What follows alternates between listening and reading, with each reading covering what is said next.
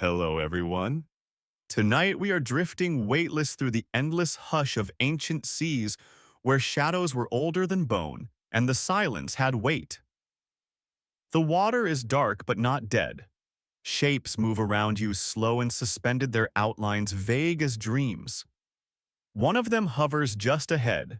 It's longer than a canoe, scaled like a pine cone, and it doesn't blink. It just floats. No bubbles, no fin flutter, no sound. It's not hunting, it's not hiding, and yet it's absolutely still. You're watching a fish that might be asleep, or meditating, or pretending to be a rock with gills. Hard to say.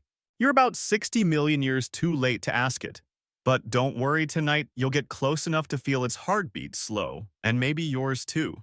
So before you get comfortable, take a moment to like the video and subscribe, but only if you really like what I do here. Drop your location and your local time down in the comments, especially if it's past midnight where you are. Now, turn off the lights, maybe turn on the fan for some soothing noise, and let's get started tonight. You shuffle along the seabed like a lazy ghost, the floor blanketed with silt that hasn't moved since dinosaurs had feathers. Around you, the reef arches upward like the ribs of a sleeping god. Nobody built it. Nobody tends it. It just grows and crumbles and grows again. And within this bony garden of coral and prehistoric sponge towers, the oldest kind of fish begin to appear. They don't dart, they don't flee, they float. And they do it with such eerie grace that you forget the rules of physics. No twitching, no tail sweeps, just suspension, like someone pressed pause. They're the deep water sentinels of another age, and you're not entirely sure if they're watching you or if they even care that you're here.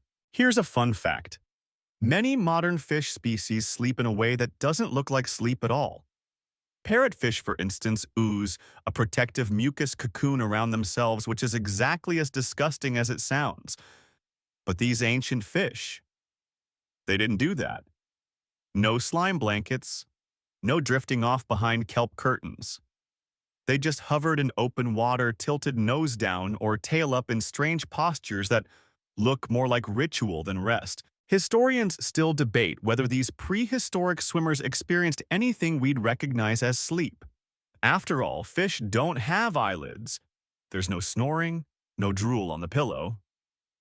Instead, the signs are subtle: a decrease in movement, a slowing of the gill rhythm, a suspension in place. For fish, sleep isn't about closing your eyes, it's about letting go of gravity and motion without losing yourself entirely. And speaking of gravity, there's none of it down here. Not in the way you know. You're used to bodies settling, folding into beds, curling into couches. But these creatures evolved in a world where down was optional. Buoyancy was a lifestyle. Rest meant floating, not lying. You pass by a fossilized coelacanth embedded in the limestone wall like a painting that never finished drying. Its fins are weirdly lobed like proto-legs, and its mouth is slightly open mid-thought. This was a fish that outlived the dinosaurs and then just kept going like that one friend who never leaves the party even after the music stops. Coelacanths today still do this sleep hovering trick, by the way, nestling in caves during the day still as a held breath. Around a bend in the reef, you spot something haunting a row of fish frozen mid-swim. They're all angled slightly downward, nose first, like they were waiting to descend and then just forgot to finish. Their fins barely move, only enough to keep them in place. You can count the pulses through their translucent throats. 1, 2. Slow as the tick of a broken watch. A shrill crack echoes far above you, and for a second you think the sea itself is cracking open. But no, it's just a rock fall somewhere up on the ancient shelf. Nothing to do with you. Not yet. You drift on. Odd fact for the night, the ocean once had lakes inside it. Brine pools more saline than the sea around them formed lakes on the seafloor. If a fish accidentally swam into one, it could suffocate or just get stuck hovering like a ghost over a submerged mirror. If a fish ever fell asleep above one of those, would it even notice the difference? You nudge forward, curiosity pulling you like a tide. And then you find it. A chamber in the reef hollowed out like a great stone heart filled with fish, all of them still, all of them upright. It's like someone staged a scene just for you.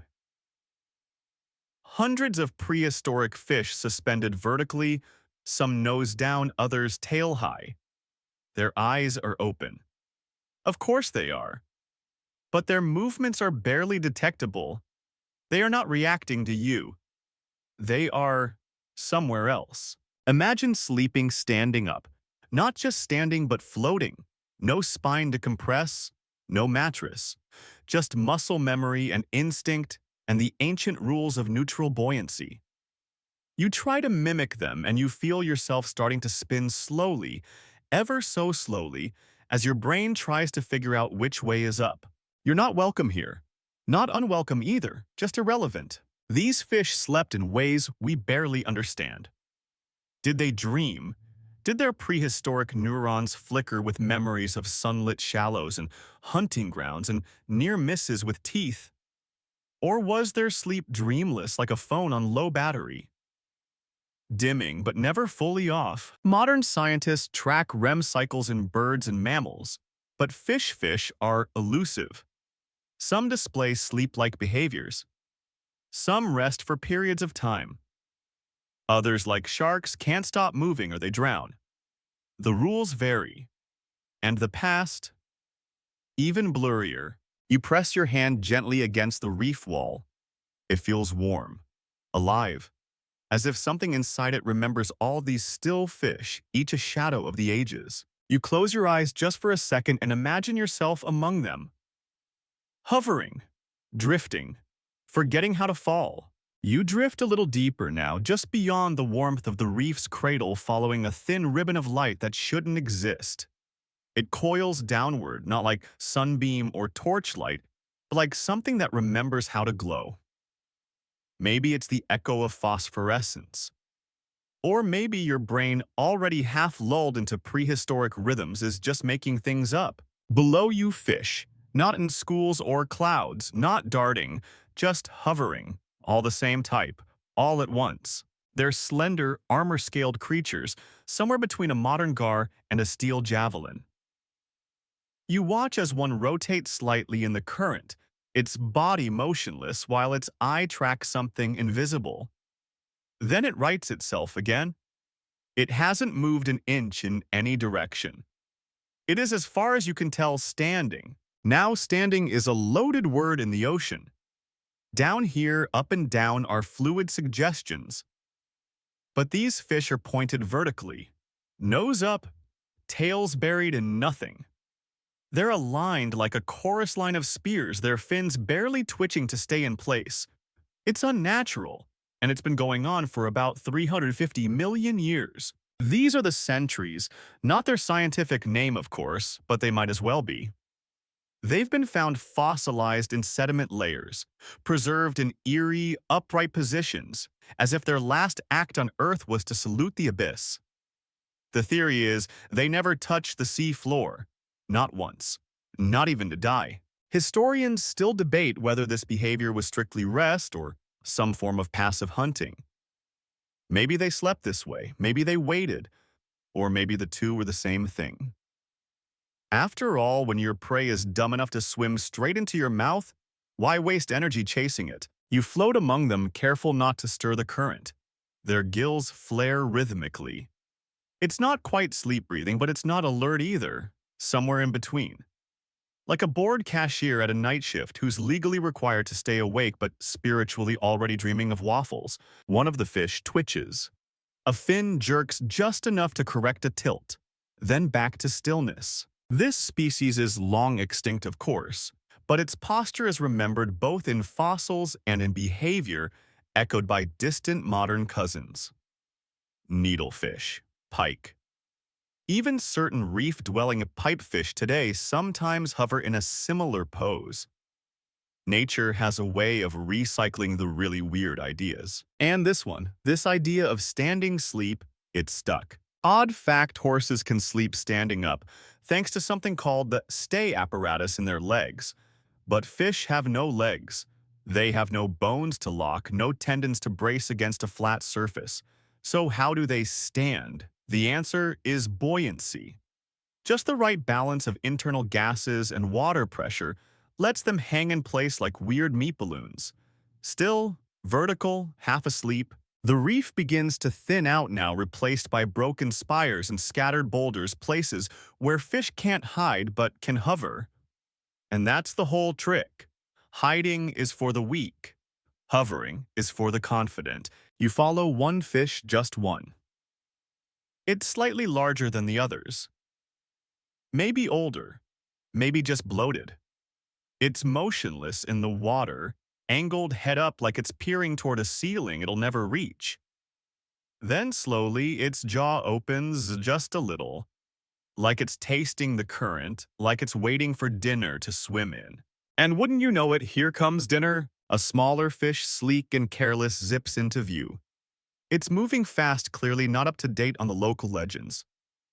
It glances around, twitches once, then darts downward, straight into the mouth. No lunge, no snap, just a slow, almost disinterested closing of jaws. Like someone shutting a book they've read 1,000 times. The sentry barely blinks. It does a tiny shift, just enough to adjust its angle, then returns to its vertical stillness. A soft burp of sediment exhales from its gills. You're not sure whether to be impressed or deeply unsettled. The deeper implication is this: if a fish could survive without ever lying down, without folding itself against a rock or the sea floor, what did rest mean to it? If stillness was indistinguishable from ambush, was sleep even real or just strategy? Scientists still can't agree on how many prehistoric fish truly slept. Some may have only entered low-activity states. Others, like sharks, had to keep swimming to breathe. But these vertical fish, they seem to have mastered the art of rest without submission. You tilt your body to match their posture. Instantly, your instincts protest. Everything in you wants to tip sideways, find a place to sprawl, let gravity tuck you in. But they didn't have that luxury. They evolved in a world where the ocean floor was dangerous, exposed, or worse, crowded with things that didn't respect nap time. So they hung. Suspended, dreaming with their eyes wide open. You drift above a patch of fossil-strewn sand, where the imprints of once floating bodies form vertical silhouettes, like shadows carved into stone. Some of them are stacked in eerie little clusters, aligned as if positioned by some ancient ritual. Others stand alone, sentinels to a forgotten instinct. Did they know sleep or something else entirely? You picture the first one to ever do it. Some weird little armored fish with the gall to stop moving and just stand. Its neighbors probably thought it was broken, but it worked. And its descendants got better at it. Straighter, more balanced, more patient. The ones that didn't stand, they probably got eaten, or drifted into rocks, or settled into the sand where someone hungrier found them. But the standers they endured. Somewhere far above, a muffled thump echoes, probably a whale, or a submarine, or your cat knocking something off your nightstand. Either way, it doesn't reach you down here. Down here, everything stands still. You close your eyes, just for a second, and you feel it, that slow hum behind your eyes, the ancient rhythm of stillness that isn't quite sleep, but isn't fully wakeful either. You're part of the chorus line now. You don't move, not because you can't, but because it feels wrong to. The sentries around you are frozen, but not dead. Their fins make these slow, imperceptible corrections, like threads stirring in a quiet room. That's the part that gets to you. They're still moving, just barely. It's as if their bodies have found some secret frequency, a resting rhythm that keeps them in limbo between drift and dive. It's not rest the way you know it. But you start to realize something. Maybe sleep didn't mean stopping. Maybe it just meant slowing. You follow one, letting yourself drift slightly above its dorsal fin. It doesn't seem to notice or care. As you watch its pectoral fins twitch ever so gently, a little upstroke, a pause, then a down flick. These are not active movements. They're more like exhale reflexes. Sleep twitches. The same kind of thing a dog does when it's dreaming about chasing a squirrel. Except this fish might be dreaming about not chasing anything at all. Historians still debate whether prehistoric fish were even capable of complex sleep cycles. Without the EEG machines we use on lab rats and grad students, it's hard to know for sure. But behaviorally, this looks like rest. Sustained immobility, reduced responsiveness, and tiny energy-saving movements. That's the fish equivalent of pulling the covers over your head and hitting snooze. A few meters away, another fish drifts past, turning in the current like a mobile over a baby's crib. This one's a different species. Fewer scales, fins more delicate. It flutters in and out of the reef's shadow, but it's not swimming, it's adjusting. Subtle fin flicks act like gentle steering knobs, the kind of motion you could miss if you blinked too slowly. That's when you notice the movement never really stops, not fully. The fish never completely freeze, not even in sleep. Their fins whisper tiny gestures to keep them upright, to hold their place in the water column, to remind the world I'm here. Fun fact, the modern parrotfish sleeps inside a mucus bubble. We mentioned it before, but you need to picture this now, a gross jelly-like sleeping bag that protects them from parasites and predators. But these ancient fish had no such slimy innovation. No protective barrier, just stillness. Just faith in their camouflage, or in their position, or in the fact that nothing mean was nearby. You drift closer to one with translucent fins. They ripple in a soft wave pattern as if replaying a memory. You watch, wondering, are these micro-movements signs of REM-like activity? Is this fish dreaming, or is it just keeping itself afloat like a balloon with very specific anxiety? The academics would call it a low responsiveness state. They love terms like that. Sounds very scientific, but you know better. You can feel the lull settling in behind your eyes too. That hypnotic rhythm of soft corrections. The pulse of a creature that's halfway gone, and yet still watching, still whispering to the water. Then you notice something odd. There's one fish that isn't correcting. Its fins are stiff, its body slightly tilted. Not vertical, not hovering, just sinking. It takes a moment to register. This one's not sleeping, it's dead. You watch it spiral slowly downward, gravity reclaiming what buoyancy once held in suspension. It turns once, twice, then nestles into a pocket of coral. The others do not react. The whispering fins continue their lazy, unconscious ballet. The world goes on. You wonder how long a fish can sleep before it drifts too far. Before one forgotten flick leads to a gentle fall that never stops. Did this one dream right through its final breath? Sleep is risky. Always has been. Even for you. It's surrender. A bet that you'll wake up again. For prehistoric fish, sleeping meant trusting the water to hold them, the current not to carry them, and predators to stay away just long enough. Speaking of predators, did you know some fish can sleep with only parts of their brain at a time? It's called unihemispheric slow-wave sleep. Dolphins do it. Some birds too. And certain species of fish likely evolved a version of this long before brains even had names. One hemisphere sleeps, the other stays alert.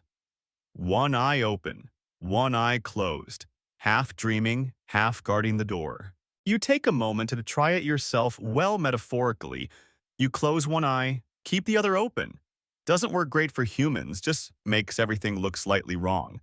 But for a prehistoric fish, it might have meant survival. Sleep without full surrender. Rest with a backup plan. Historians still argue about whether this kind of sleep was a transitional phase, an early compromise in the evolutionary puzzle, or if it was the original Model 1, we humans eventually overcomplicated with beds and REM cycles and dreams about showing up to school naked. Back to the fish in front of you, its fins whisper again.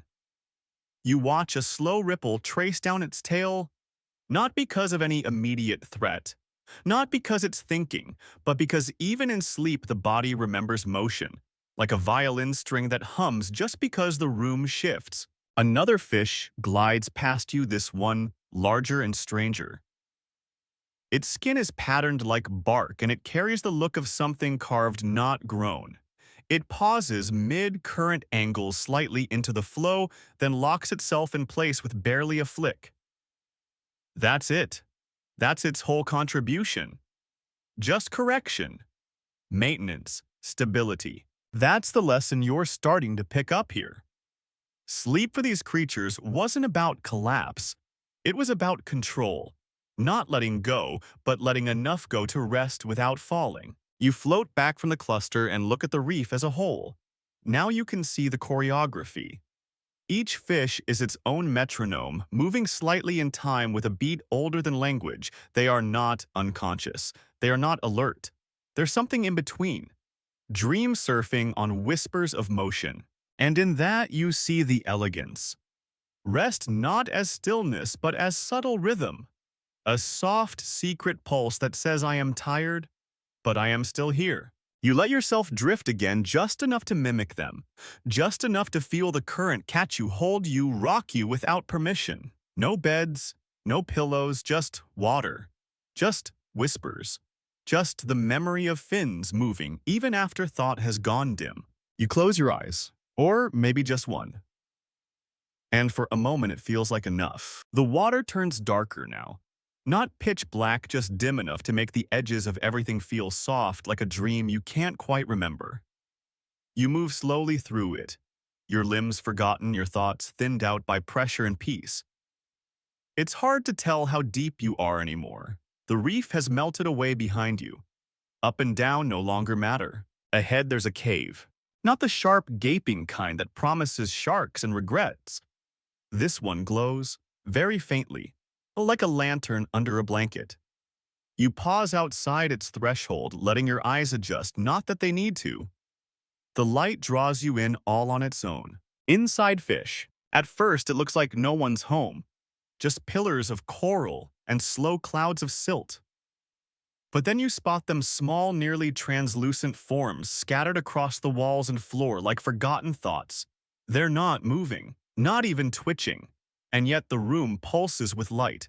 Bioluminescence. But here's the catch, it only glows when you watch it. You stare at one fish long enough, and a faint blue shimmer rises from its belly.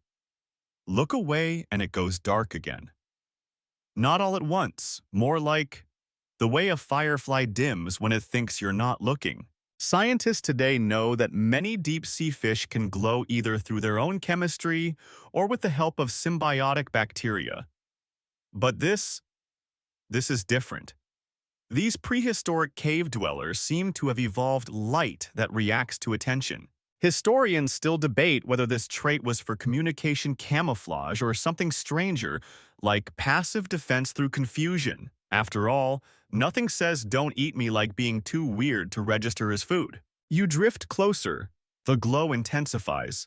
It's not aggressive. More like a heartbeat syncing with yours. The fish you're watching doesn't move. It simply pulses. Slowly. Softly. As if it knows you're here and is offering you the courtesy of being visible. You look away. Darkness. Back again. Glow. It's unsettling but beautiful. One fish sits atop a coral ledge, body coiled gently, tail looped like a ribbon. You realize it's sleeping. Really sleeping. Not just floating and whispering with its fins. This one's wrapped itself in its own light, like a nightlight left on for comfort. Odd fact, some jellyfish sleep. That's right. No brain. No central nervous system. Just pulsing rings of tissue that shut down for hours at a time. And yet, they seem to rest. If jellyfish can sleep, what's stopping fish with actual brains? You scan the cave and notice patterns in the glowing. It's not random. Some pulses respond to others. One fish glows dimly, and two more flicker in return like underwater Morse code. Then it all fades. Silence again. Stillness. Then a flicker. And another. You begin to suspect this entire cave might be dreaming together. You shift position slightly, and your movement disrupts the current. Instantly, two fish pulse bright and vanish deeper into the cave. Gone. Just like that. Not darting, not swimming, more like turning off. You blink. You could have sworn they were just there. Your eyes dart to another and it too dims away like an ember being pinched. This is their defense. Not flight, not fight. Absence. You stop moving entirely. Slowly, cautiously, the glow returns. Shapes reassemble.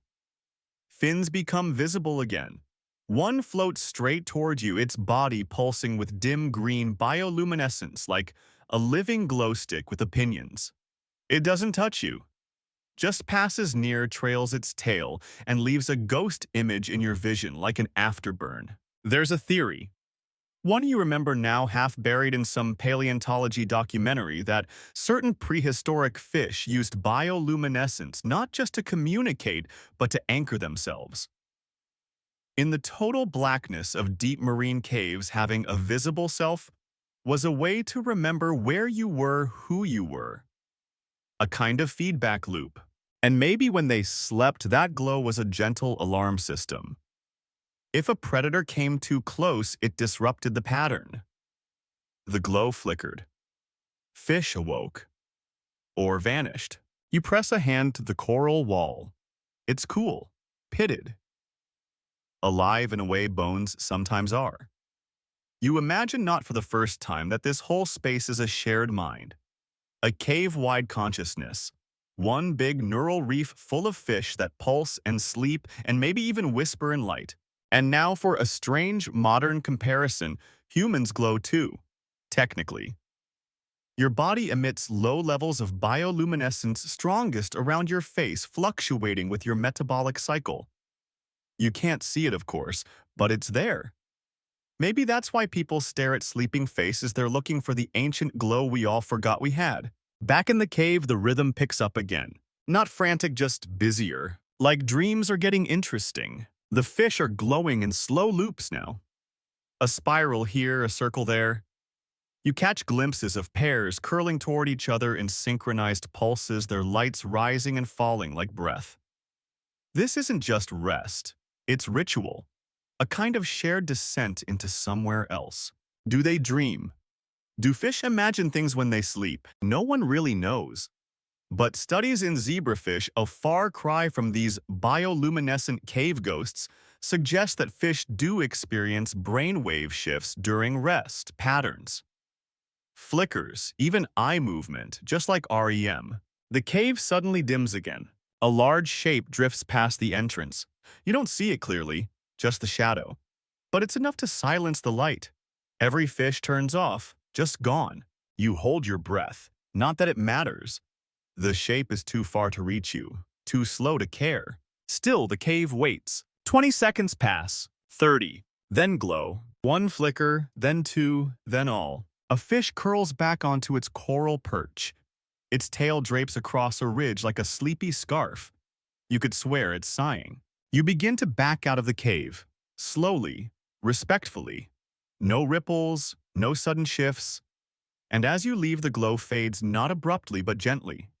Like the room knows you've seen enough. Outside, the water feels colder, lonelier, less alive.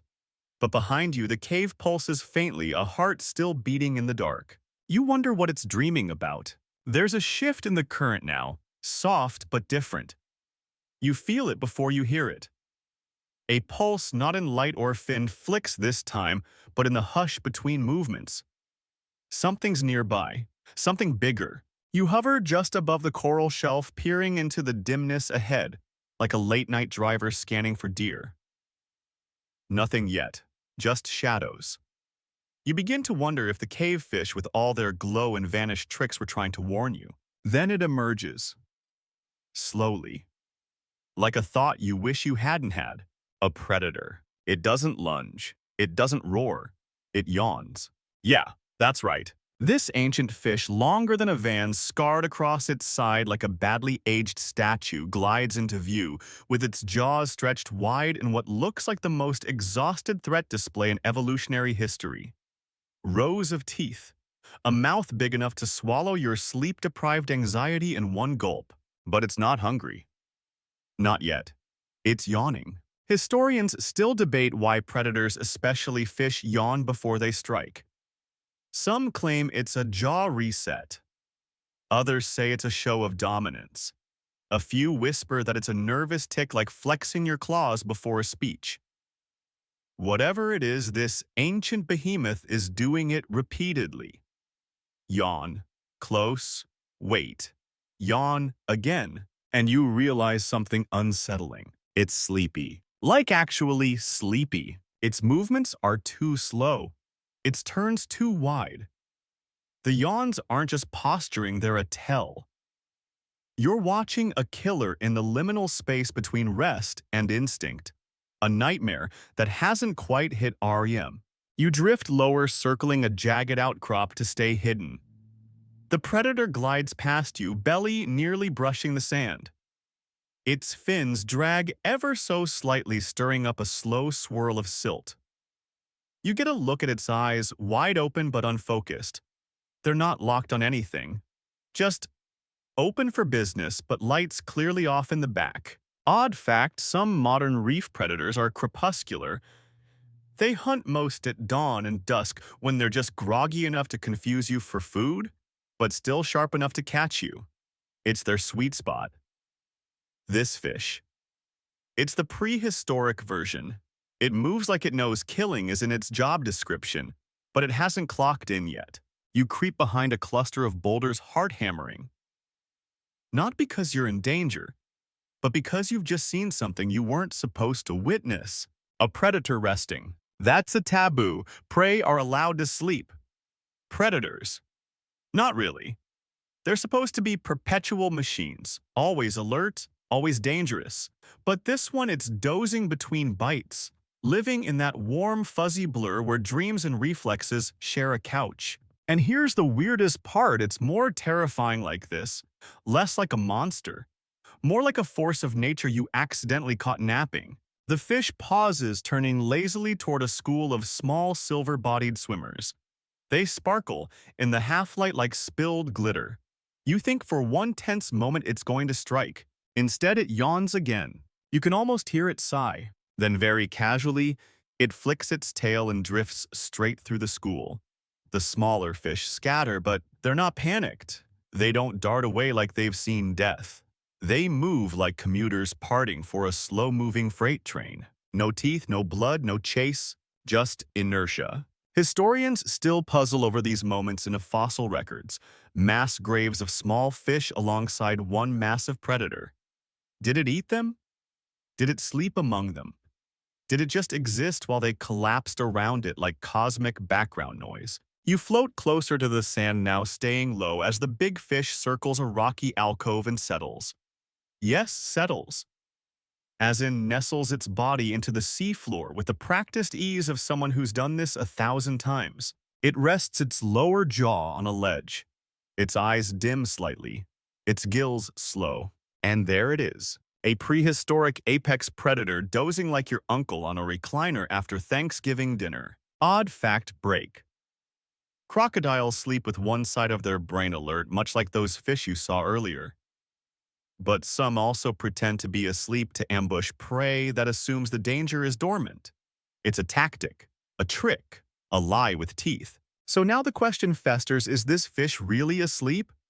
Or is it just pretending to be tired enough for someone to come close? You scan the area. No movement, no flicks, no signs of baitfish getting careless. You move cautiously around the far side of the ledge, watching.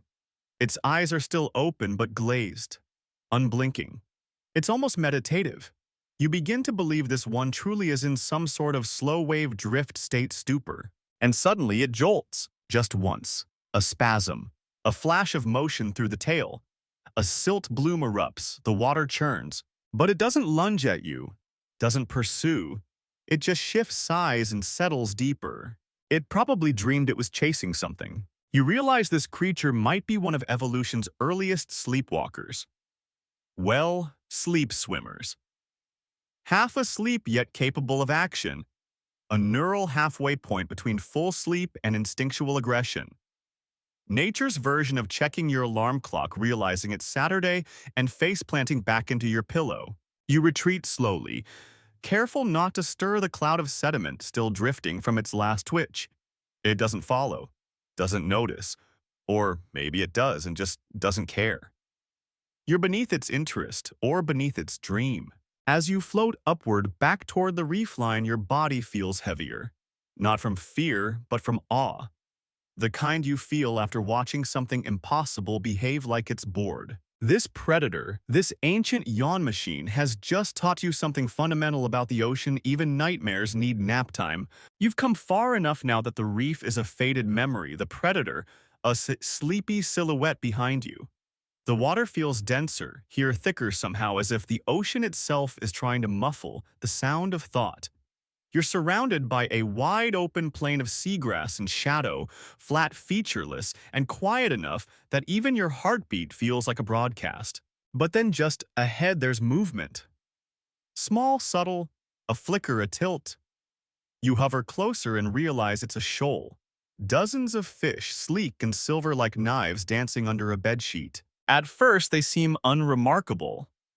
Mid-sized, twitchy, vaguely sardine-shaped. But then you spot it. One eye open, one eye closed, and then another and another. They're alternating. Half the school has their left eye open, the other half their right. And then slowly over a few minutes they begin to switch. Left eyes close, right eyes open. Perfect synchrony. You don't move. You're afraid you'll interrupt something you were never meant to witness. Something ancient, sacred, ridiculous. Because these fish, they're literally sleeping with one eye open. Unihemispheric, slow-wave sleep. It's not a myth. It's a real neurological quirk. Birds do it, dolphins do it, and apparently prehistoric fish were pioneers of the form. One hemisphere of the brain goes offline. The other keeps the lights on. Not all the lights, mind you, just enough to notice if something with teeth tries to sneak up behind you. Historians still debate whether this behavior first evolved for predator detection or navigation. But what's clear is this: it worked. These fish didn't just survive, they turned sleep into a team sport. The shoal drifts like a murmuration underwater. Left eyes open, then right, then back. A rolling blink across the group as if the ocean itself is watching you through 1,000 half-conscious glances. You try to follow one fish with your eyes. It's not easy. Every few seconds it rotates slightly, adjusting its depth and orientation. It never drifts too far from the others. The shoal is a network wired by instinct and proximity. When one moves, three respond. When one twitches, the ripple passes like gossip across a high school hallway. Odd fact, the human brain also has moments of semi-localized sleep. Called local sleep, certain parts of your brain can shut down briefly while you're still awake. Usually happens during all-nighter Zoom calls or family reunions. Maybe we're not that different after all. One fish, larger than the others, starts to rotate again, but this time it glitches. The motion stutters, then accelerates. It flips onto its side and hovers there. You hold your breath. Is it waking up, dying performance art? No, it's just readjusting. And you realize this fish is letting both sides of its brain go offline. Just for a moment. A full blackout. A leap of faith. It hangs like a comma in the water fins, drooping mouth slightly open. Its eyes shut. Both of them. And then, a few seconds later, pop. Right eye snaps open. Then the left. A gentle flick. And it's back in formation like nothing happened. That was a power nap. You drift around the perimeter watching the transitions. The shoal seems to follow some unspoken rotation system and organic clockwork. Every few minutes, a third of the fish do the full blackout, while others stay alert. It's trust-coded in fin. They're not just sleeping, they're staggering their sleep like security guards on rotating shifts. No alarms, no yawns, just one side of the brain taking 5 while the other keeps watch. You imagine the evolutionary pressure that shaped this. Predators always circling, visibility always low, and rest non-negotiable. So these fish hacked the system. They decided you don't need to sleep all at once. Just take turns. Back in the modern world, some researchers have found similar patterns in mallard ducks, those charming, confused waterfowl that keep one eye open when sitting at the edge of the group.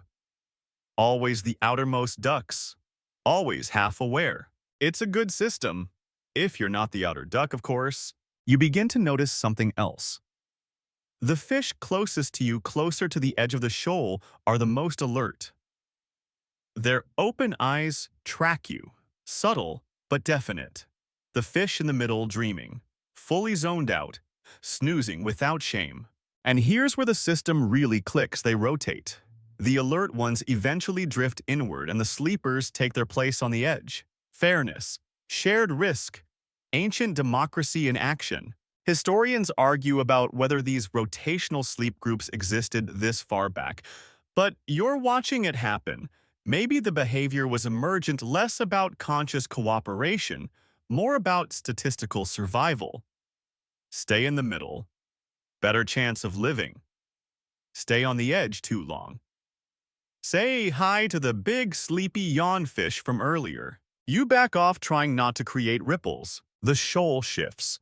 Not dramatically, just a subtle ripple like someone flipping a page. Then left eyes again, slowly blinking open. A collective inhale. One fish drifts slightly too far from the group. It's young, small, still shiny with the newness of being alive. It floats with both eyes shut. You feel it before it happens. A shape, a blur, a slither of something fast. And then it's gone. So is the young fish. No screams, no blood. Just one fewer shape. The shoal doesn't panic. No sudden scatter. They tighten slightly. Shift formation. A new fish takes the open space. They've done this before. You think again about that one eye. Always watching, always wary, but never able to stop entirely. These fish are proof that survival doesn't always mean staying awake. Sometimes it means knowing how to sleep just enough. You feel the water move behind you and turn, but it's only the current. Your heart, however, doesn't believe that yet. You glance back one more time, and just like that, the shoal has drifted deeper, vanishing into the dim. Half asleep, half alive, still blinking even in your memory. You're sinking again. Not because you want to, but because the water itself seems to be inviting you downward. It thickens with every meter, the color bleeding out like an old photograph. No more coral, no more shoals. Just space and pressure and that hum in your ears that isn't quite your heartbeat.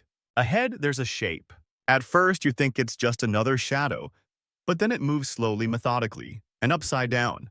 It's a fish. A weird one. Its body is long eel-like with fins that ripple like flags in a windless room. But what grabs your attention isn't the way it swims. It's the fact that this fish has absolutely no idea which way is down. Or, more accurately, it doesn't care. Gravity never heard of her. This ancient creature hovers nose up, then drifts sideways, then coils into a spiral, and just stays like that. It's a living pretzel with gills. And the most infuriating part, it's doing it on purpose. You can tell. Every movement is lazy but calculated. It's not struggling with direction, it's ignoring it entirely. You float closer and try to match its orientation. Doesn't work. Your body rebels. Your ears whisper that up is up and down is doom. But this fish, it's evolved in a world where up is a myth, where balance means nothing and drift is the only compass. Historians still debate how early aquatic vertebrates developed their orientation reflexes. Some species evolved intricate inner ear systems to tell which way was up. Others, they skipped the manual. Gravity was optional. This one clearly didn't sign up for rules. It's a zero-G nap artist, a drifter, a performer in a one-fish Cirque du Sleep lay. Odd fact, baby. Hammerhead sharks sleep in a tight spiral using each other to maintain positioning, but this fish doesn't need friends. It is the spiral. It is the axis. It sleeps curled into nonsense. And it's not alone. You start to see them now. Dozens, maybe hundreds. Curled fish, tilted fish, Fish resting sideways diagonally, even tail up like they've tried to moonwalk through time and got bored halfway. This isn't a school. It's a drift congregation. They're not interacting, they're just existing. Together, in their own orbits. Each one following a different invisible slope. And none of them are touching the seafloor, because there is no floor. You're in the water column now, one of the strangest vertical habitats on Earth. Open ocean, no reference points, no landmarks. Just depth. And in this strange realm, some ancient fish chose to sleep by simply doing less. No shelters, no caves, no coral, just slow-motion acrobatics in a three-dimensional void. One fish loops around you, completely upside down. Its eye meets yours, then glazes over.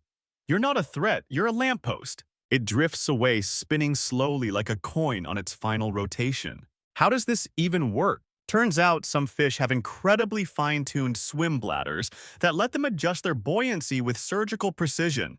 Others rely on constant fin micro-corrections, those same whispers you saw earlier. And a few, they evolved muscles so lazy efficient they could hold still in any orientation for hours.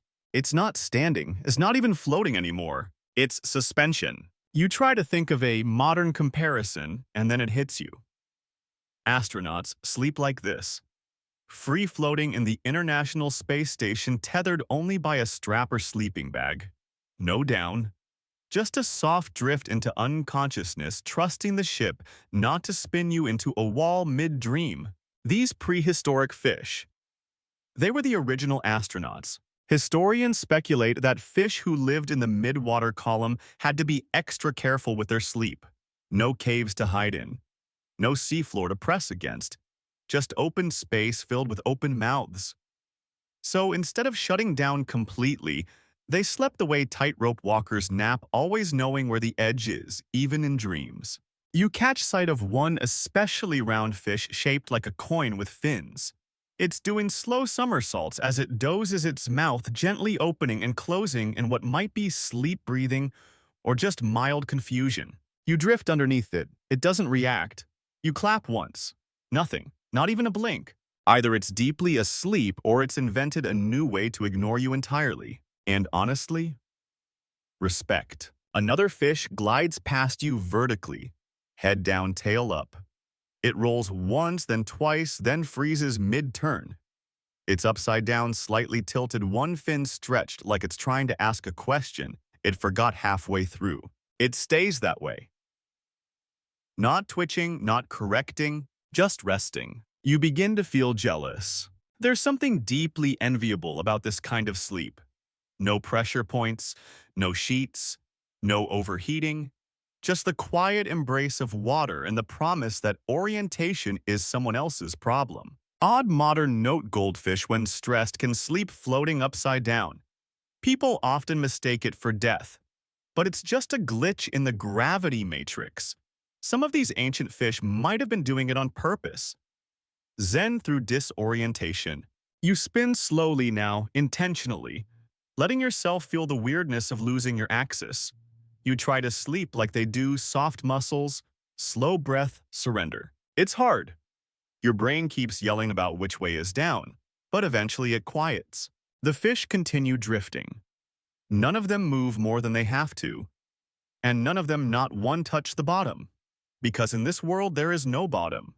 Only patience, only stillness, only fish who knew how to ignore the laws of physics long before we knew how to write them down.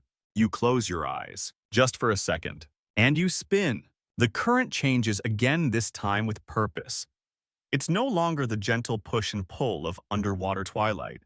It's a low hum, a slow but steady pull through the endless open. You can feel it brushing against your arms, against the small of your back. The water is moving now, and it wants you to move too. But the fish ahead of you, they're already ahead of the curve. They never stopped moving. You see them before you hear them, and you do hear them, faint rhythmic whooshes like distant breathing machines. The water here is clearer, colder, and emptier. No coral, no reef, just motion. Endless motion. A long-bodied fish flashes past. then another, then a dozen. They swim in continuous arcs, looping patterns across invisible routes, eyes unfocused but alive. You hover in place and the school flows around you like you're a pebble in a stream. These are the reluctant sleepers, the dreaming swimmers, creatures cursed by biology to never truly stop. They are the ones who quite literally sleep in motion. This is how it works. Some fish must swim to breathe. Not optional. No cheat codes. Their gills rely on forward momentum to keep oxygen flowing. Stop swimming, suffocate.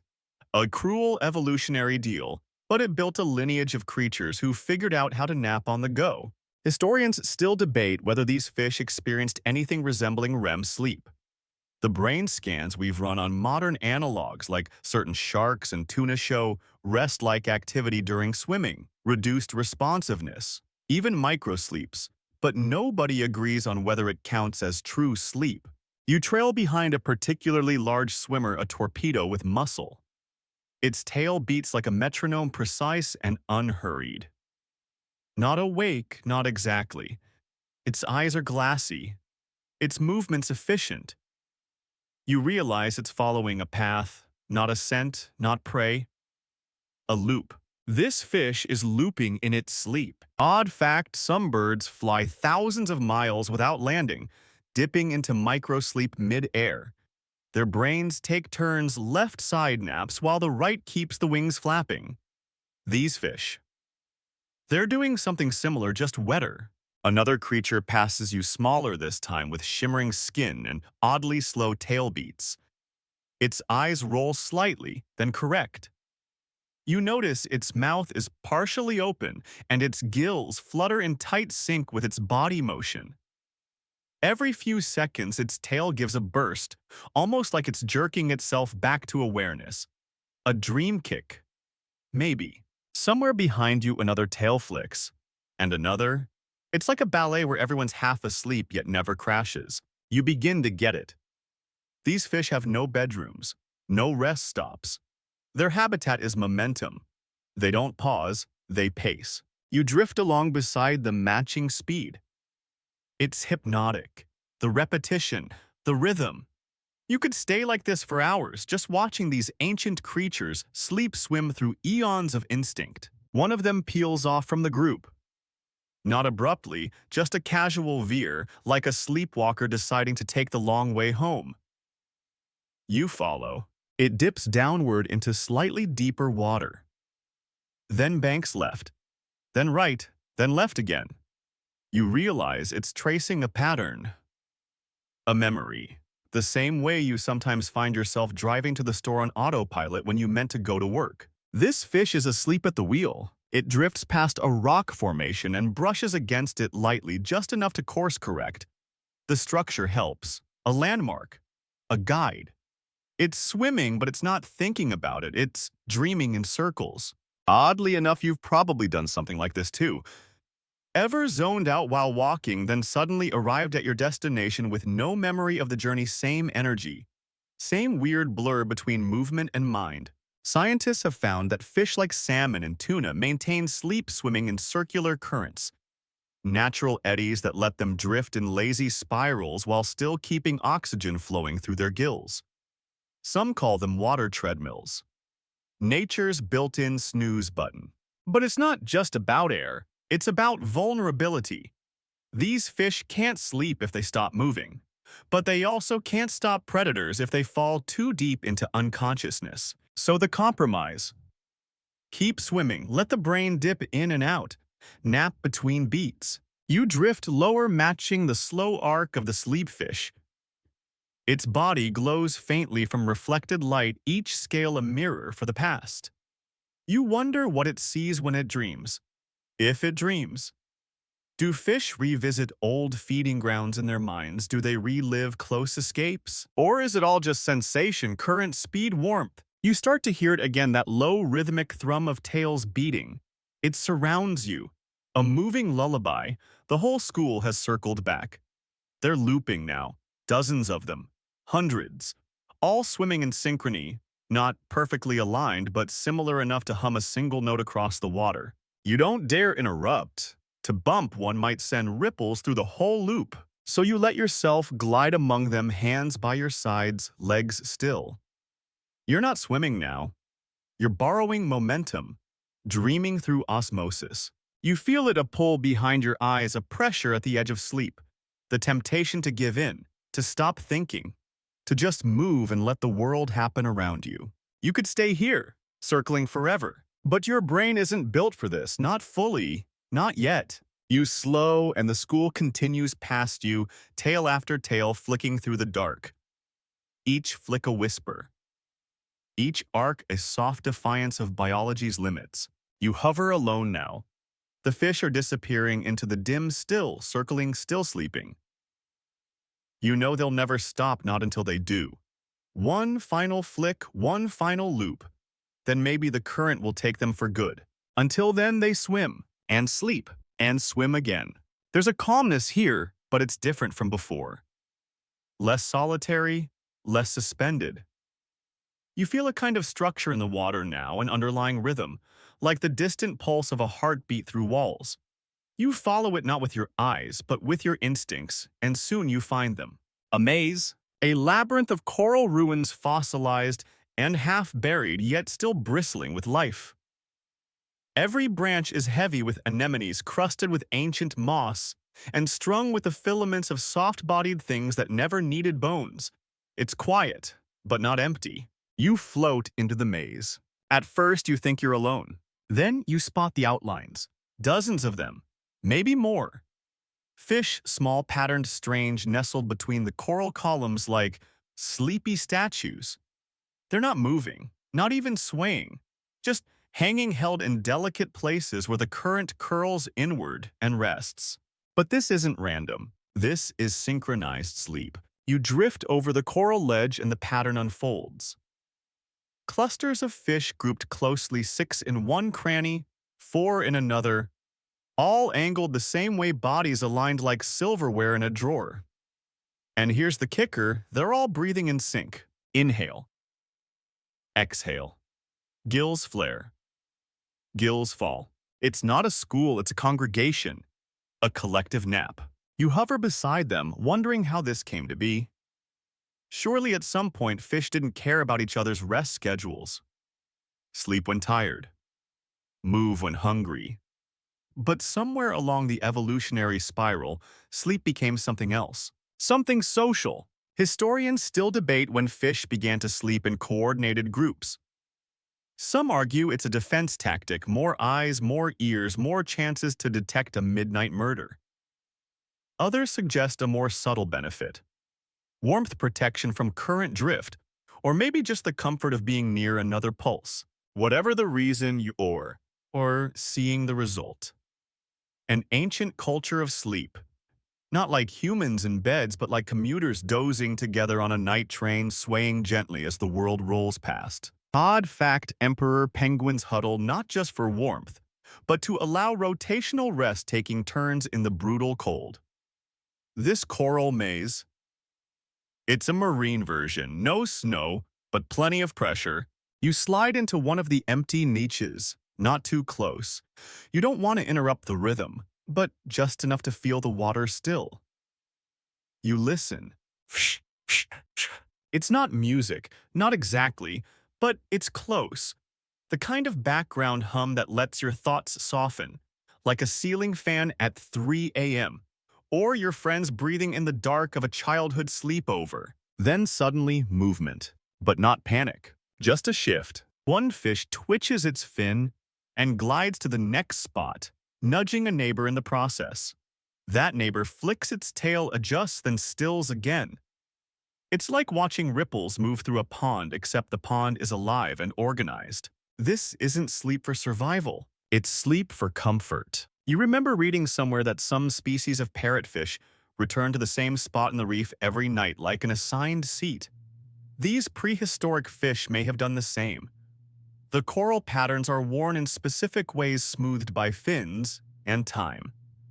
You get the sense that this maze was never random. It was built for this. You glide around a bend. and find a larger chamber and open clearing surrounded by coral arches. Here, the fish are spaced wider, each occupying their own groove but still oriented the same direction. You feel a wave of déjà vu. This is a dormitory, a bunk room. You imagine them arriving at dusk, or whatever passed for dusk, in an age with no clocks, each one returning to its little sleeping nook. No alarms, no bedtime stories, just instinct. One fish turns to you mid-slumber and blinks a single eye, just once. Then closes it again, without sound. You stay longer than you meant to. Something about this place soothes the part of your mind that's always checking for exits. You could sleep here too. Or at least pretend. You watch as another group enters a smaller species, thinner, more agile. They snake through the arches, pick their perches, and still themselves with almost theatrical grace. You swear they're waiting for applause. Then a subtle moment of magic. As the new fish join the rest, the entire group shifts in breathing rhythm. Just slightly, one gill pulse, then the others. The tempo slows. They're sinking again. You feel yourself sinking too. Slow breath in, slow breath out. For a second, you forget you're a visitor. You think about how humans do the same thing. Not just the sleepover thing, but literal breath sinking. Couples, families, even strangers on long-haul flights tend to unconsciously match rhythms when sleeping near each other. It's a weird, beautiful quirk, as if the body recognizes proximity and decides to blend. Maybe that's what these fish are doing. Maybe they've always done it. Maybe this is one of the earliest forms of community. Not language, not tools, just sleep together. You hear a distant sound, a low rumble. Could be seismic. Could be something ancient turning in its sleep. The fish don't react. Or maybe they do, you just don't notice. Their rhythms don't break. The sleep continues. Historians have argued that early animals probably didn't trust each other enough to sleep side by side. But maybe trust came from sleep. Maybe one day two fish stopped moving at the same time and survived. So they tried again, and others joined, until a pattern formed, a behavior, a ritual. You drift upward now, away from the coral maze, watching as the sleeping clusters fade behind stone and water. You don't look back. The moment's been folded into the deep like a dream remembered for just a second after waking.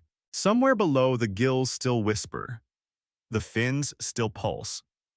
And the water breathes in tandem with dreams. You rise into a clearing of open water free from coral, free from shadows, and for a moment free from anything at all. There's no movement here. No shoals, no glowing caves, just silence. And in that silence, a single fish floats. It's small, sleek, almost boring. Dull silver scales faintly marked. The kind of fish you wouldn't look at twice unless it were doing something strange. And it is doing something strange. It's pretending to sleep. At first, you think it's just hovering. Maybe caught in a low-energy pause like so many others. But then its gills twitch, slightly off rhythm, too alert. The tail fin shifts, but not enough to give away intent. Just enough to suggest something watching. Waiting. You get closer. Nothing. Stillness. Closer still. And then, just as you reach out, snap. It darts forward, teeth flashing in a blur, grabbing something from the edge of your vision. A smaller fish. One that made the same mistake you did. One that assumed the stillness was safe. You float in stunned silence as the predator returns to its exact same spot, same posture, same lazy drift, back into its mimicry of sleep. This fish has turned pretending to nap into a murder strategy. Odd fact, some modern species like the anglerfish use lures to mimic small, slow-moving prey. Others feign injury to lure in predators they can turn the tables on. But here, this ancient predator has evolved passivity as bait, a costume of stillness. Historians still debate whether this qualifies as behavioral mimicry or if it's just coincidence, an energy-saving posture that incidentally attracts snacks. But watching it up close, you know better. This is an accident. This is theater. You stay absolutely still this time, watching, learning. A group of smaller fish approaches cautiously. They drift past unconcerned. The predator remains limp, half-lidded, just another floating nothing. The smaller fish circle. Nibble the water, nudge each other in that way you've seen before. Should we, shouldn't we? Then one ventures too close. And snap. Gone! No chase, no drag, just a short, violent truth. You can't help but admire it in a weird, uncomfortable way. This fish has learned to weaponize the very thing evolution usually uses for safety. Sleep posture, neutral float. It's hijacked the visual code of "I'm not a threat" and rewritten it into gotcha. You wonder how many others do this. How many fish in the past curled up not to rest, but to trick something into trusting them. Predator and prey. The lines have always been blurry. In this moment, they're transparent. You drift sideways, keeping a respectful distance. The mimic fish floats motionless once again, as if nothing had happened. You'd swear its eyes were closed. Except they're not. They're watching. Odd fact. Certain cuttlefish species can alter just one side of their body's color at a time, blending in with the background on one side while flashing threat displays on the other. Two-faced deception. This fish? It's simpler. It just wears sleep as a mask. You circle above, observing the rock shelf beneath it. And there in the sediment you see the evidence bones. Dozens. Tiny jawbones, spine fragments, all pointing toward this one spot. A dinner table, set with victims. The mimic has been doing this for a long time. You look around. There are others now. Not many, but more than one. Some float a few meters apart. Same posture, same limp elegance. You wonder if they're a species, or if this is a behavior that's caught on. A strategy shared among strangers. Do they communicate? Is there a glance, a shift of the tail that says, "Hey, this is my spot tonight," or are they competitors locked in a slow battle of the stillest? You get close enough to one to see its chest rise and fall, its gills flare, its eyes swivel slightly. You're seen, but it does not move. It's not time yet. You pull back. You know how this works now. It's not about being fast. It's about being believable. These fish have trained themselves to mimic not just sleep, but vulnerability. The very thing that for others spells danger. That's the real trick. They've turned weakness into armor. Historians still argue whether this type of behavioral mimicry was widespread in the prehistoric seas. But when survival means either catching or not getting caught, deception is currency. You remember those coral sleepers from before? The ones who actually rested, who huddled and breathed together in a quiet rhythm. And now here's the flip side. Stillness as illusion, fins as false flags. Even here, even now, the ocean plays dirty. And maybe that's the biggest takeaway of all: sleep isn't always what it seems. Sometimes it's bait. You drift upward past the field of mimics and glance down one last time. The water warps them. They look peaceful, serene, like statues in a cathedral. But you know better. They're just waiting for the next curious fool to come close. You rise from the field of mimics with a distinct sensation that trust is a luxury only land creatures can afford. The deeper you go, the more sleep becomes a tactical maneuver: never surrender, never fully off, never without cost. But now something changes. Ahead, the terrain roughens. The seafloor, once smooth and silted, becomes cluttered with strange formations, spirals of plant matter, chunks of coral, and what looks like rib cages, some fossilized, some fresh. All of it nestled into the folds of a gently sloping valley, the walls of which rise like broken bowls cradling the scene. You descend into it, drawn not by motion but by stillness, a different kind, more grounded. Here, sleep is no longer a disguise. It's deliberate, intimate, even architectural. The first thing you notice is a large, wide-bodied fish thickly scaled with ridged fins and a scar running across its side like a zipper.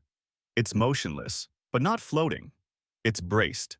Its belly rests gently on a flattened tangle of moss woven around a ring of broken shell and bone like a handmade bed. Its fins are draped over a spiral of algae, its body slightly curved, like a sleeping dog, or an elder who's chosen their favorite rock. This fish made a pillow, and now you start seeing more of them, each one nestled in its own quiet corner. Some tucked into the curve of fossilized ammonite shells, others folded along collapsed rib cages, using the natural dip of the bones to cradle their spines. One particularly confident fish has perched itself inside a rusted jawbone gill flaps resting on ancient teeth. This is prehistoric sleep as furniture.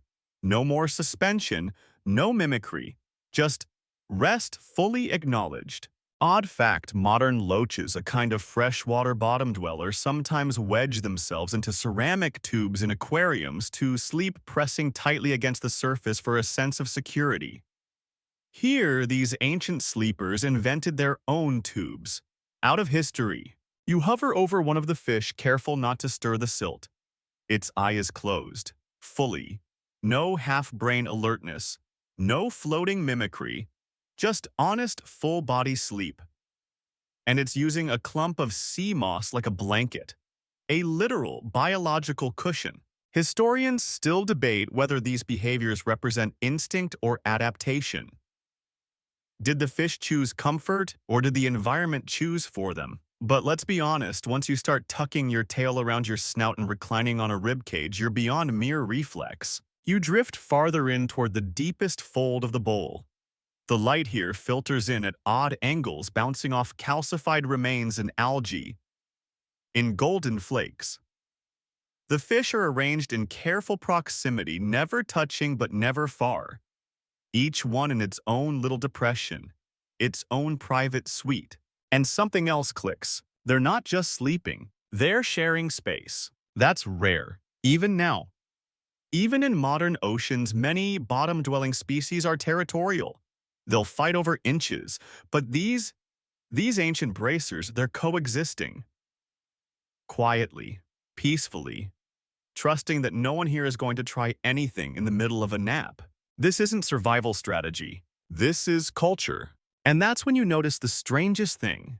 A trail. A shallow trench worn into the sediment lined with tiny flattened fronds and occasional pebbles. It leads from one end of the basin to the other.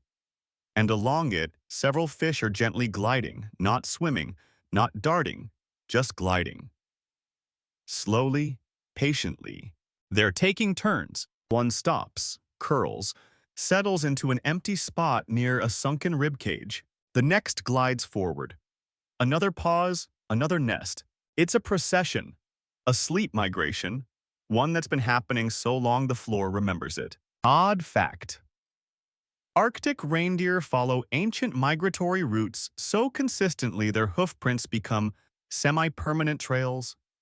These fish, doing it underwater, in slow motion, while half asleep. One fish wriggles gently into a coiled fern cluster, spins in a lazy half-circle and settles. Its fins twitch once, then still. You start to see the beauty in the repetition, the elegance in the laziness. Sleep doesn't have to be complicated. It doesn't have to be dramatic. Sometimes it's just a fish finding the right patch of algae and choosing to trust the world. The deeper you look, the more intentional it becomes. Moss has been arranged, pebbles sorted, coral pieces pushed aside. These creatures, long before mammals, dreamt of burrows made beds, not shelters beds, for the act of sleeping itself. You can't help but laugh, quietly. Fish. Fish made beds before us. You drift upward to get a wider view. The entire basin resembles a slow dozing village. Fish tucked into spirals, moss like blankets, bones like hammocks. Movement so subtle it might be imagined. You begin to feel like you're interrupting something deeply private. Not dangerous, not sacred, but tender. Even here at the bottom of a forgotten world, creatures still sought out comfort. They didn't just need to sleep, they wanted to sleep well. You leave slowly, letting the moss pillows and bone hammocks fade beneath you. The basin disappears under soft silt and stillness. And you realize you'll remember this part the longest. Not because it was the strangest, But because it was the most familiar, you drift upward again, the sleepy basin slipping from view like a dream you weren't ready to let go of. The water feels looser now, more open. There's a kind of clarity here, a quiet in-betweenness where the pressure isn't crushing and the light isn't quite gone. You're somewhere between depth and destiny. And then ahead you see them. They're not like the others. Lobed fins, thick tails, eyes that don't flinch from the light. These are not your sleep-hardened reef dwellers or your mimic murder fish. These are the pioneers, the ones who tested limits no one asked them to. You watch as one drifts along the edge of a sunken shelf, its fins flexing like awkward limbs, not for steering, but for pushing. It reaches the muddy slope, pauses, then shuffles. Not a swim, not a glide, a step. You're looking at a fish that dreamt of land. It's not quite a coelacanth, not quite a lungfish. It's something older, weirder. A finned being built for two realms. And as you float near it, you can feel the tension not just in the muscles, but in the purpose. This fish doesn't belong down here anymore. Not fully. It's halfway gone already. And the wild part, it's asleep. Not in the way you're used to, not floating, not curled. It's dug in. Its body is half buried in the mudhead, tilted upward, tail flat like a pressed leaf. Around it, shallow grooves fan out from where it must have circled, maybe searching for the right spot, maybe making a nest, or maybe just restless. Its gills rise slowly, barely, but its eyes, closed. This isn't camouflage. This is not a trap. It's not pretending to sleep.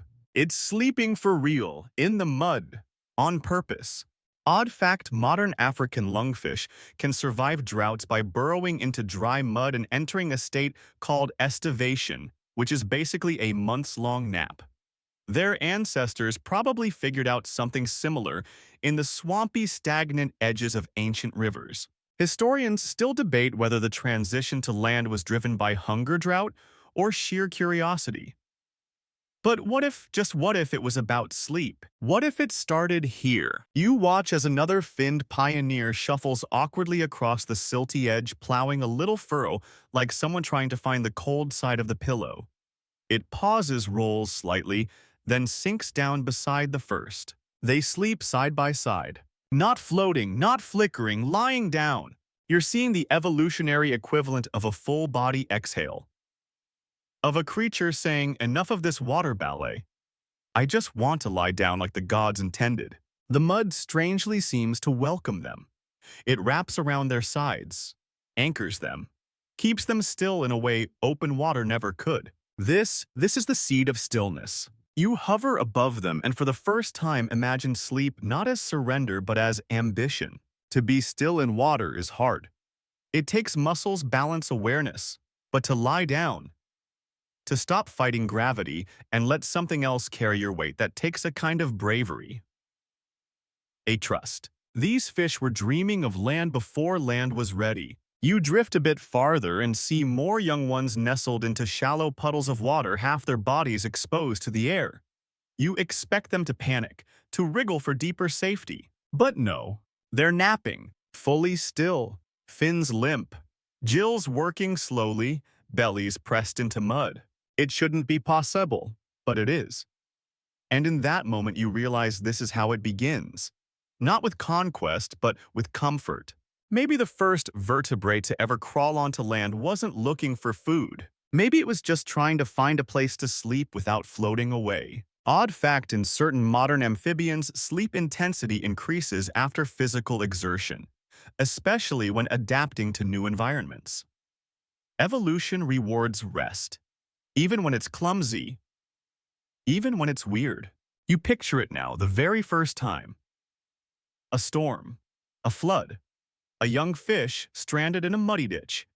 The water too shallow to swim, too thick to float. And instead of dying, it lays down and rests and wakes up alive. You watch as one of the larger fish begins to stir.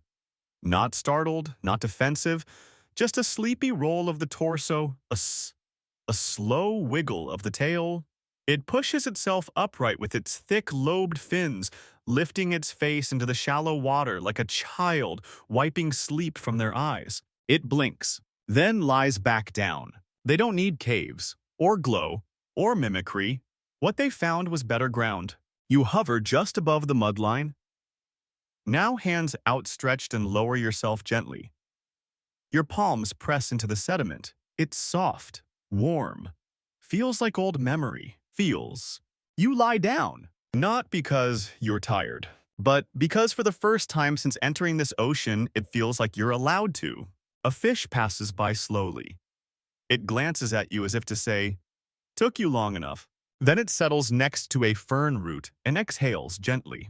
And you lie there not asleep, not dreaming, but knowing for just a moment what it felt like to be the first creature to imagine a nap on land. The dream breaks not with a start but a rumble. You feel it first in your teeth. A tremor low enough to be felt in your bones, not heard. The mud vibrates beneath your palms. The water thickens like it's holding its breath. Then far off something shifts. The fish around you freeze. Not panic, not flight, just a collective stillness deeper than sleep, older than instinct. As if everything knows what's coming next and knows there's nothing to be done. The quake hits. It's not violent, not a disaster, just a slow tectonic shrug. The earth turning over in its sleep. The sea floor lifts, settles. A low groan rolls through the basin, a sound that isn't quite sound at all, more like memory rising from deep time. One of the finned mud sleepers beside you jerks awake, fins flaring wide. It doesn't bolt, just shifts into readiness. A single breath, then calm again. Because this has happened before. Welcome to the age of tectonic snooze alarms. Odd fact, prehistoric earthquakes didn't just rearrange continents, they reshaped ecosystems in seconds. Entire coral beds uplifted overnight. Rivers reversed course. Shorelines appeared and vanished in the span of a yawn. Historians still debate the role of seismic activity in evolution. Did it accelerate adaptation by forcing habitat shifts? Or did it simply wipe the slate clean every few million years, letting nature shuffle the deck? You rise slightly, peering across the silted plain. The mud has cracked in places, soft fissures where gas and memory escape. Schools of smaller fish dart upward, then sink again briefly, startled, now embarrassed. But others, they stay still. These are the sleepers who evolved with the shake. You watch as one nestled beneath a flat stone slab barely twitches. Its gills flare once. Its eye opens, checks the horizon, then closes again. Nothing to see here, just the planet rolling over. You drift toward a nearby ridge, an ancient reef wall, now tilted awkwardly, half collapsed from centuries of slow upheaval. Cracks run through it like lightning frozen in rock. Nestled inside the crevices are more fish, and they are sleeping through it. Tectonic stability is a myth. The only constant here is disruption. And these fish? They've turned interruption into background noise. They don't resist it, they nap through it. One species, long-bodied and pale as moonlight, has even adapted to wedge itself between shifting slabs, so when the earth lurches, it rides the motion like a hammock in an earthquake. One such fish twitches as a second tremor rolls through. Not fear, just realignment. It scoots deeper into the crevice, tail tucked neatly under, like adjusting a blanket after someone pulls it too far. You float closer and see the fine dust still swirling from the quake, suspended like underwater smoke. A few pebbles drift down. Nothing collapses. No chaos, just a soft, sleepy rearrangement. You realize something important: this isn't unusual. This is expected. These fish, these prehistoric nap masters, don't avoid the tremors. They've grown around them, evolved for them. Their sleep cycles are likely timed with the rhythmic pulses of plate tectonics. Small quakes, background music. Big ones? A cue to shift spots. Odd fact, some modern deep-sea species use ambient seafloor vibrations to time migration patterns. They feel the Earth's heartbeat and adjust. These fish probably started the trend. You hover above a long split in the seafloor where gas bubbles are escaping slow, steady sighs from deep below. A pair of fish rest side by side along the fracture tails, slightly curled heads tilted upward. They're not hunting, not guarding, just basking in the warmth of geologic breath, steam for the soul. The deeper meaning sets in a world where the ground can literally move beneath you. Stillness becomes an act of faith. Sleep becomes an agreement between creature and chaos, a pact that says you may wake me, but until then I rest. You float back toward the shelf and find a school gathered in a basin, all pressed into the shallow curve like leaves in a bowl. You think they're hiding, but no. They're sleeping closer together. Quakes push them inward, toward safety, toward each other. Historians might say it's coincidence, instinct, collective behavior, but here in the hush after the rumble it feels personal. Like the sea itself whispered, "Come close. It's safer here." You lie back against a rock ledge and feel another small tremor. This one's higher, tighter. The kind that might shake a coral stalk loose or send a sleepy mimic into a loop. But the creatures here, they barely stir. You exhale. Imagine sleeping through the end of a continent. And some of them probably did. This is how resilience is built. Not in defiance, but in rhythm. You don't ignore the tremors. You acknowledge them, then nap anyway. You adapt your dreams to the fault lines. You look down. The mudfish is asleep again. You look up. A crack splits the reef wall slightly wider. And between both, somewhere in that tension, you feel something close to peace. You sink now deeper than you've ever dared. The color bleeds away completely. The pressure wraps tighter. Even your thoughts feel compressed, as if your mind itself has to hunch its shoulders to squeeze through the water. There is no up, no down, no horizon. Just darkness that doesn't end because it never began. But something is here. A flicker, a pulse. A distant constellation of lights, half scattered, blinking on and off like stars seen through waterlogged dreams. You drift closer, drawn by the flicker, until the lights start to form shapes. Forms, silhouettes. You've reached the abyss, and somehow the sleep is deeper here. These aren't your daytime nappers, not your moss bed curlers or mimic actors. These are fish so alien, so ancient, they seem more dream than animal. Transparent bodies, bioluminescent lures, jaws that hang like broken gates, but none of them move. They're resting, and they've evolved a new rule. In the abyss, sleep doesn't look like anything. It feels like everything. One of the larger fish, round-bodied with rows of lights running down its side, floats in place. Its fins droop. Its mouth hangs slightly open. There is no current to hold it, no structure to anchor it. Yet it doesn't drift, not really. It hovers like a sentence that never quite finishes. You creep closer and notice its lights, 10 on each side, glowing in a perfect wave. On, off, like breathing. It's not broadcasting. It's not hunting. It's dreaming in Morse code. Odd fact, some deep-sea creatures can control individual bioluminescent organs, using them to signal, to confuse, or to communicate. But this feels like self-regulation. Sleep as signal. Sleep as language. Historians still debate how sleep functions in creatures with little to no sensory input. What does it mean to sleep when you never see the sun? When you never hear a wave break? When your world is one endless night, you float through the abyssal field. It's a forest of stillness. One creature lies flat along a slow-moving thermal vent, absorbing warmth. Another is partially buried in soft sediment, its tail twitching like a cat's paw in a dream. A third, nearly invisible, shimmers only when your gaze brushes it, like it exists only in reflection. And none of them are truly asleep. Because down here, sleep evolved into something different. A compromise. A trick. A negotiation with gravity and pressure and darkness itself. You find a creature with glassy skin and a visible brain. No, really, you can see it. Its neural pulses flicker like old machine lights, soft and slow. The animal is perfectly still, but its brain, not quiet. Not at all. It's active. Not in panic, not in alertness, but in cycles. Waves. You are watching what might be the purest version of sleep nature ever made. No movement, no mimicry, just dim consciousness, softly looping. You wonder, what does it dream of? There is no surface here, no reef, no prey schools. Just the faint memory of pulses, flashes, shadows. Maybe that's what it dreams. Not of places, but of states.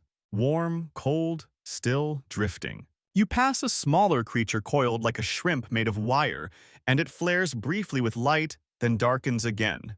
Not alarm, not defense. It's a reflex, a sleep twitch. Even here, miles beneath the sunlight, in a pressure zone where most things cannot breathe, sleep has not only survived, it's thrived. Odd fact, human divers who descend too fast can experience hallucinations, visions, dreams, voices in the dark. Down here, the line between wake and dream may never have existed in the first place. You hover above a ridge of black rock, volcanic and cracked. Nestled into one of the fissures is a fish that looks like an abandoned lantern. Its spine arches just slightly. Its eyes, useless at this depth, are closed. Yet it glows, not for others, not for safety, but for itself. A nightlight in a world with no night or day, or anything at all but waiting. You realize sleep down here is pure function. It doesn't bother with comfort or camouflage. It doesn't perform. It just is. An essential pause in systems designed to endure the unendurable. You watch as another creature long as a log, thin as thread, glides upward, trailing faint lights like breadcrumbs. It coils around a slow plume of warm water, still as a ribbon. Then it stops. Mid-movement, mid-everything. Suspended. And you can feel it viscerally. This animal has entered the ancient trance. Not wakefulness, not sleep, just stop. Maybe it dreams of warmth. Or maybe, like many deep-sea creatures, it has no eyes, no ears, no concept of light or time, and so its sleep is simply absence. The kind that leaves no trace. You remain still, just watching. And slowly, slowly, the abyss responds. A fish blinks on like a candle lighting in reverse. Another flexes. Another flutters weightless, then returns to perfect calm. It's as if your presence stirs a ripple in this velvet ocean, barely noticed, barely remembered. But they do return to sleep. That is their strength. Because in the place where the world forgets to exist, they remember to rest. You're not sure when you started rising again. It's subtle, like waking up from a nap you didn't mean to take. The water is less dense now. The darkness begins to thin. The pressure pulls back just slightly, like something that's reluctantly letting go. And with each meter, a question rises with you. Who was the last to sleep? Not the last one today. The last ever. Because even though sleep evolved early, before dreams, before land, before bones, there were some creatures who lost it, or had it taken, or gave it up willingly in the endless arms race of survival. And you're about to meet one of them. Ahead, a long, thin creature cuts through the water. Fast, quiet, purposeful. It doesn't flick like the dream swimmers or flutter like the glow drifters. It slices, and it never stops. Its eyes are focused, not alert in a panic way, just busy, like a courier with no address. Its gills don't flare. They stream. Constant. Relentless. The fish curves once, twice, corrects its depth, and continues. You follow, careful not to disrupt the perfect corridor it carves through the current. It hasn't slowed once. You check for signs, fin trembles, body sag, drift. Nothing. This fish does not sleep, at least not in any way that resembles the others, and possibly not at all. Odd fact, some modern sharks like the great white have no swim bladder and must keep swimming to avoid sinking. They never settle, never pause. And some scientists suspect they don't sleep in the traditional sense, just brief dips in awareness while the body stays active. But this fish is older, sleeker, a living fossil with the nervous energy of a creature forever hunted or forever hunting. You try to keep up. It glides over a drop-off, past jagged ridges of dead coral, past the bones of something huge, past a group of small sleepers huddled together in the curve of a crater. It doesn't even glance at them. Sleep isn't part of its vocabulary. Historians still debate whether this kind of behavior evolved as a necessity or a trauma response. Maybe it was pushed too far, too many predators, too much movement. A genetic bargain you want to survive. Then no more naps. You finally see it falter. For a second, its body curves a little too sharply. Overcorrects, wobbles, then steadies. Is it tired or glitching? Even now it won't stop. Can't. You follow until it dives sharply into a narrow trench, one you wouldn't have seen unless you were already on its tail. Inside the current tightens. Walls rise on either side, and there half buried in the sand is another. Same species, dead. Its body curled unnaturally like a spring uncoiled too far. No decay, no damage, just still. You glance back at the living one. It pauses, for the first time. Then slowly it lowers its body beside the fallen sibling, doesn't touch, doesn't mourn, just mirrors the shape. A second, two, then back to motion. Gone. And you realize this might be the closest thing it ever gets to rest. An echo of stillness, a borrowed shape, the ghost of a sleep it can't afford. You float alone now above the trench with one living line fading into distance and one silent one buried in the sand. And suddenly the idea of not sleeping feels unbearable. Like a punishment, like exile from a club every other creature still belongs to. Because sleep isn't weakness, it's belonging. To rest is to trust. To drift is to share. To dream is to remember. This fish, it remembers nothing. It just goes, endlessly. You rise again. The trench fades below. The shimmer of moonlight, yes moonlight, begins to appear in thin silver lines above. You're nearing the surface. But before you break through, you turn one last time and look down, toward the place where all the sleeping fish remain. And you whisper quietly, "Sleep well." The water is still around you now, the surface just a breath away. But you hesitate. You feel the weight of all you've seen down there, the vertical dreamers, the light-coated cave fish, the mimic killers, and the stubborn predators that forgot how to stop. You think of fins twitching gently in coral beds, gills pulsing like lullabies of sleep, not as luxury, but survival. Memory. Connection. You rise slowly. The darkness below softens. Not gone. Just out of reach. A place where creatures learn to rest in the strangest ways. Standing. Drifting. Pretending. Sharing. Some made beds from moss, others from bones. A few never stopped moving. One never stopped at all. And now here you are, at the surface, at the edge of light, at the place where breath returns. You feel the silence bloom in your ears again. Not heavy this time, but gentle. A quiet thank you, or maybe a shh, because that's what the ocean does. It keeps its oldest secrets inside the ones who dare to sleep. In caves and trenches, in flickers and spirals and currents. You saw them. You remember. And tonight you carry those memories with you. Not because they asked you to, but because they couldn't. So close your eyes now. Maybe picture a fish curling gently against a rib cage. Maybe picture one glowing dimly as it dreams in the dark. Or maybe just drift like they did. No need to move. You're already there.